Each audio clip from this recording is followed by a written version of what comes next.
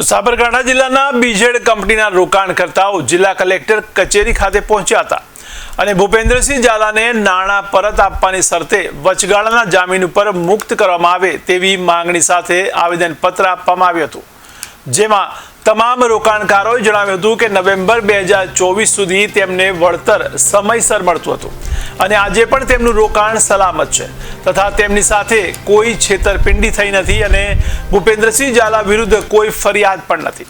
ત્યારે મોટી સંખ્યામાં લોકો કલેક્ટર કચેરી પહોંચ્યા હતા અને આવેદનપત્રમાં લોકોએ જણાવ્યું હતું કે સરકારને બીજેડના રોકાણકારોની ખરેખર ચિંતા હોય અને લોકોને નાણાં જલ્દી મળે તેવું ઈચ્છતી હોય તો નાણાં પરત આપવાની શરતે ભૂપેન્દ્રસિંહ ઝાલાને વચગાળાના જામીન ઉપર જેલ મુક્ત કરવામાં આવે। બીજેડ કેસની અંદર ભૂપેન્દ્રસિંહ ઝાલા છેલ્લા 4 મહિનાથી જેલમાં બંધ છે। એમના એડવોકેટ દ્વારા 2 થી 3 વખત નામદાર કોર્ટ સમક્ષ એવું કહેવામાં આવ્યું છે કે ભાઈ અમે જો અમારા એકાઉન્ટ ફ્રીઝ કરેલા છે એ અનફ્રીઝ કરવામાં આવે ને અમને જામીન આપવામાં આવે તો અમે રોકાણકારોના પૈસા ચૂકવી દેવા માટે તૈયાર છીએ। એટલે અમારી સરકાર પાસે એટલી જ માગણી છે કે જે વ્યક્તિ પૈસા આપી દેવા માટે તૈયાર છે તો એ વ્યક્તિને જેલમાં પૂરી કેમ રાખ્યો છે। બીજું, હમણાં સરકારે એમની પ્રોપર્ટી સીઝ કરવાની પ્રક્રિયા શરૂ કરી છે, એની સાથે પણ અમને વાંધો નથી। સરકાર જે ટેકનિકલ કારણોસર આગળ વધે એમાં અમને કોઈ વાંધો નથી, પણ સીઝ કર્યા પછી રોકાણકારોના પૈસા કેટલા સમયમાં આવશે એની પણ કોઈ જાહેરાત કરવામાં આવી નથી। ને સૌથી વિશેષ એ છે કે જે વ્યક્તિ પૈસા આપવા તૈયાર ન હોય અને ભાગેડું હોય કે ભાઈ પૈસા આપ્યા વગર ભાગી જાય તો એની પ્રોપર્ટી સીઝ કરો, બરાબર છે। આ વ્યક્તિ જેલમાં બેઠા બેઠા એમ કહે છે હું તમામના પૈસા ચૂકવી દેવા માટે તૈયાર છું, તો એની પ્રોપર્ટી સીઝિંગની પ્રક્રિયા કરીને રોકાણકારોને બીજા 5-10 વર્ષ માટે રાહ જોડાવાની શું જરૂર છે? આવું મારે એટલા માટે કહેવું પડે છે કે જીપીઆઈડી એક્ટ 2004થી અમલમાં આવ્યો છે ગુજરાતમાં, અને મારી જાણકારીમાં ક્યાં એવું નથી આવ્યું કે જીપીઆઈડી એક્ટ હેઠળ કોઈપણ વ્યક્તિના પૈસા આવી રીતે ફસાયેલા હોય ને તો એમને પૈસા આપ્યા હોય એવું અત્યાર સુધી ક્યાંય સાર્વજનિક થયું નથી। એટલે અમે મીડિયાના માધ્યમથી સરકાર સુધી અમારી વાત પહોંચાડવા માગીએ છીએ કે જો તમને રોકાણકારોનું જ હિત હોય અને સરકાર એવું ઈચ્છતી હોય કે રોકાણકારોના પૈસા જલ્દી મળી જાય તો એનો બેસ્ટ વિકલ્પ એ છે કે સરકારે એમને વચગાળાના જામીન ઉપર મુક્ત કરવા જોઈએ, જેથી કરીને આપણને પણ ખબર પડે કે ભૂપેન્દ્રસિંહે જે સોગંદનામું કર્યું છે એમના વકીલ દ્વારા એ સાચું છે ખોટું છે। અને હવે તો પ્રક્રિયા પણ પૂરી થઈ છે કે ભાઈ એમની મિલકતો ટાંચમાં લઈ લીધી છે, એટલે જો બહાર આવશે ને ભાગી જશે તો પણ એમની મિલકતો તો છે જ સરકાર પાસે। એટલે સરકારે એક ચાન્સ લેવો જોઈએ કે રોકાણકારોને પૈસા જલ્દી મળે એ માટે સરકાર યોગ્ય નિર્ણય લે, એવું જ આજની રજૂઆત હતી।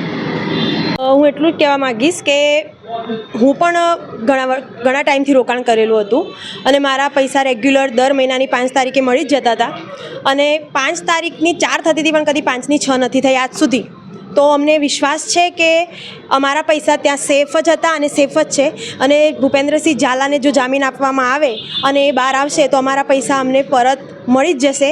અને એટલા માટે હું સરકારને વિનંતી કરું છું કે જેમ બને એમ જલ્દી ભૂપેન્દ્રસિંહ ઝાલાને જામીન આપવામાં આવે અને આ બધા જ રોકાણકારોનું હિત એમાં જ છે। તો તમે જો રોકાણકારોના હિતમાં જ બધો નિર્ણય લેવા માગતા હોય તો ભૂપેન્દ્રસિંહ ઝાલાને જામીન જેમ બને એમ ઝડપથી આપો, કેમ કે અમે તો એની જ રાહ જોઈ રહ્યા છીએ। કેમ કે આટલા ટાઈમથી મારા સાથે સાથે બીજા ઘણા રોકાણકારો હશે કે જેમને એમના દ્વારા એમના પૈસા રોકેલા હતા જ્યાં ત્યાં ભૂપેન્દ્રસિંહ ઝાલા પાસે, તો એમનાથી એમનું ઘર ઘણું ચાલતું હતું કે એવું છે। તો ઘણા લોકોના એવા મેસેજીસ કે બધા જોયા છે કે બધાને બહુ તકલીફ પડી રહી છે, તો એ લોકોના હિતમાં સરકાર કંઈક નિર્ણય કરે અને ભૂપેન્દ્રસિંહ ઝાલાને જેમ બને એમ જલ્દી જામીન આપે તો બધાના પૈસા જેમ બને એમ જલ્દી પાછા મળી શકે એમ છે। તો પ્લીઝ એમને જામીન આપો અને બધાનું રોકાણકારોનું હિત તમે જો ઈચ્છતા હોય તો રોકાણકારો માટે કરીને એમને પ્લીઝ જામીન આપો।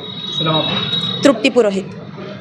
આ જે રોકાણકારો આજે એમનું જે એમના અંદર જે હૃદયની ઉમળકોષક જે આજે લોકો એટલા બધા ત્રાહિમામ થઈ ગયા છે આ સીઆઈડીની એક ભૂલના કારણે।